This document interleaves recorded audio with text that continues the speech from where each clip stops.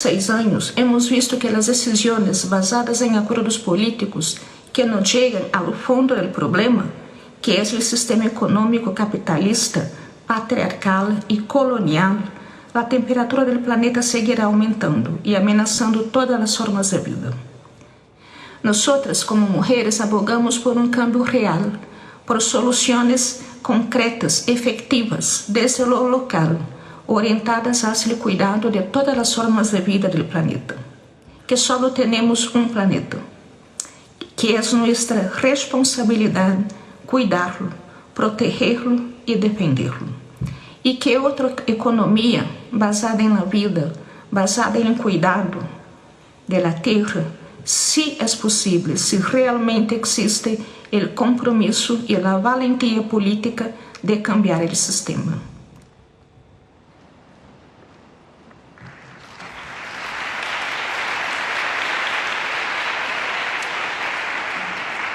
Ladies and gentlemen, I'd now like to invite another vocal advocate for gender equality, the Honourable Nancy Pelosi, Speaker of the United States House of Representatives, to the stage.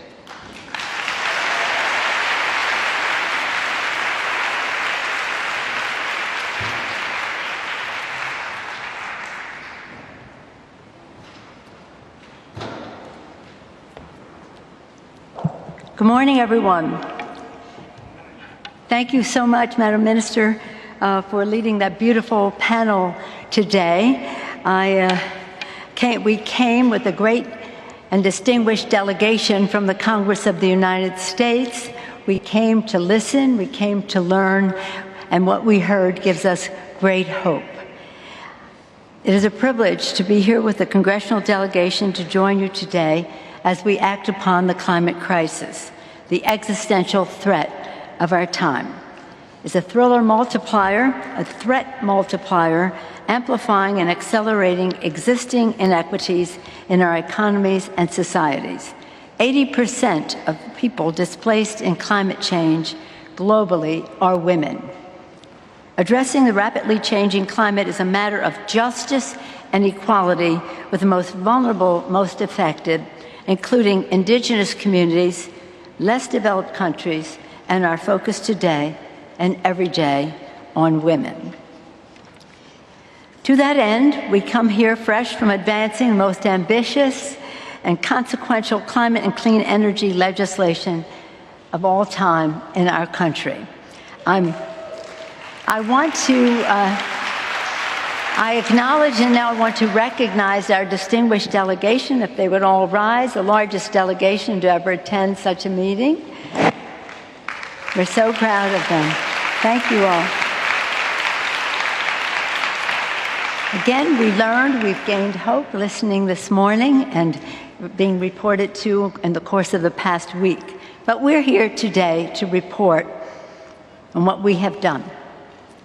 This is a nearly $1 trillion investment in Build Back Better and bipartisan infrastructure framework, recognizes the interconnectedness of climate change and gender justice, and enables women and girls to lead a just transition to a clean energy economy of the future.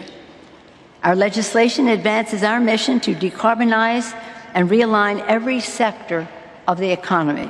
It is a model of collaboration that brings together public, private, and nonprofit sectors to scale the solutions necessary for achieving net zero pollution globally.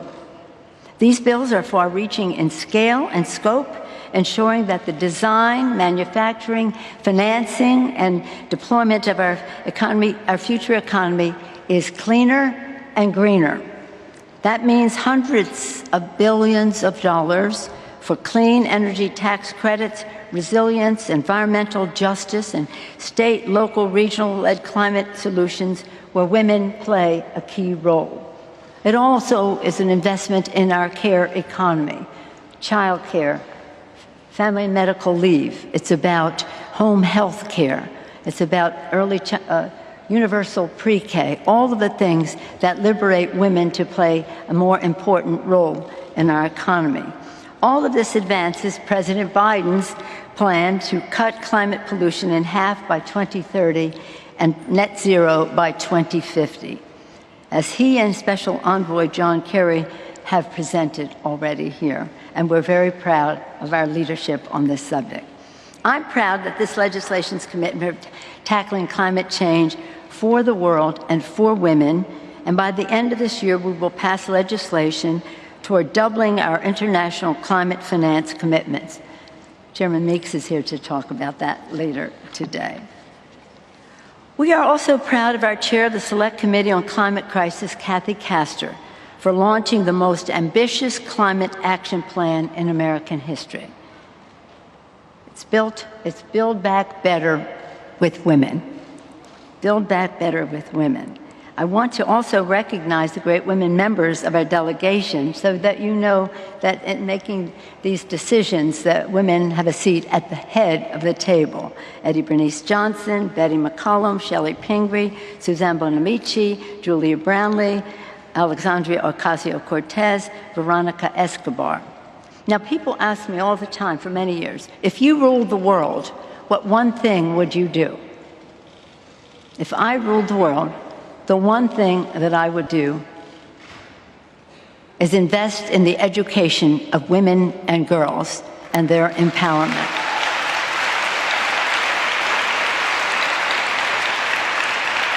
You and I know that makes all the difference in the world, not just to their women, those women, to their families, to their communities, to their countries, to the world. So I thank you for the opportunity, Madam Minister, thank you, and the President as well, to participate in this timely conversation. Thank you for recognizing the centrality of women in the climate fight. And thank you to the women and young women people who have been mobilizing. We always say in Congress, inside maneuvering can just go so far. The outside mobilization makes everything better. And so let's thank those young people for their mobilization, and women as well. And they're true to our mantra, we don't agonize, we organize. We organize. So let's thank them for what they're doing out there. Again, because we believe that when women succeed, the world succeeds. And so, as President Biden has said, America is back, together for the planet, for the women, for our children. Thank you all very much for the opportunity to share some thoughts with you this morning.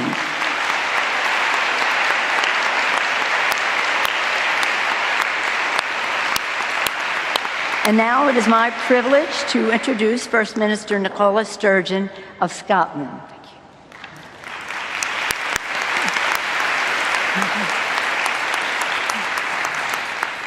Thank you very much indeed, Speaker Pelosi, for that inspiring address to us.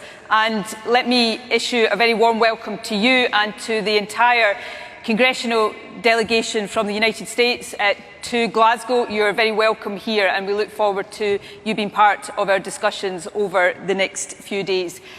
When women succeed, the world succeeds. Speaker Pelosi's words there, I think, are an inspiring introduction into this next part of our Gender Day discussions. It is my great pleasure to be chairing this panel. There is no doubt we must ensure that climate change is a feminist issue.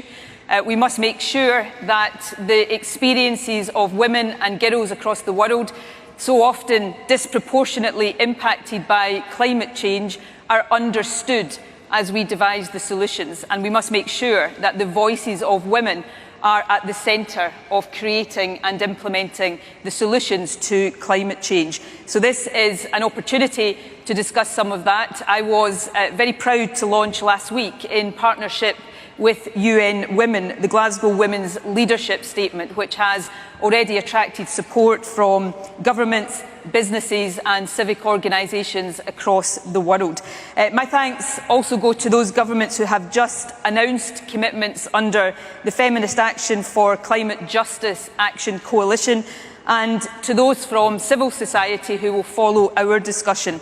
And I'm delighted to join them in announcing today that Scotland will become a commitment maker, focusing on capacity building and resilience, access to finance and supporting women and girls to lead a just transition.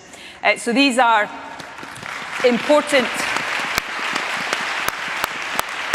times, and this is, of course, an important discussion. Let me therefore introduce this fantastic panel that I have the privilege to chair today. Fatou Dieng is the founder of Clean Earth Gambia, the Women and Gender Lead for Youngo, an Achieving Scholar at Sussex University. Tarsila Riveri Zia is a Quechuan activist from Peru who has dedicated her life to defending and promoting the rights of indigenous people and cultures. And Asa Regner is Deputy Executive Director at UN Women and a former Minister for Gender Equality in Sweden. So please give them a warm welcome here today. I want to kick off this discussion by posing to all three of our panel members today this question, asking them to give their views on what the top priorities are for us all to better tackle the nexus between gender and climate. And I will address that question first of all to Asa. Welcome. Thank you so much, First Minister, and thank you for organizing this. And Fatou and Tarsila, thank you. It's lovely to be here with you. Speaker Pelosi, thank you for your introduction. Very impressive. Also, thank you to those of you, First Minister, who mentioned the Action Coalition on Climate Change and Gender Equality. From UN Women's side, which I represent, we have seen throughout the years in the 80 countries where we have programs and where we target and work together with the poorest women, how much climate change really affects their lives in reality. This can be in the Pacific, this can be in Latin America, and also in the Amazon. It can be in the Sahel, obviously, where women fight the effects of climate change in armed conflict or in farmer-herder conflicts in agriculture, food security, in their daily lives. But they also claim, and they have the right to be decision makers.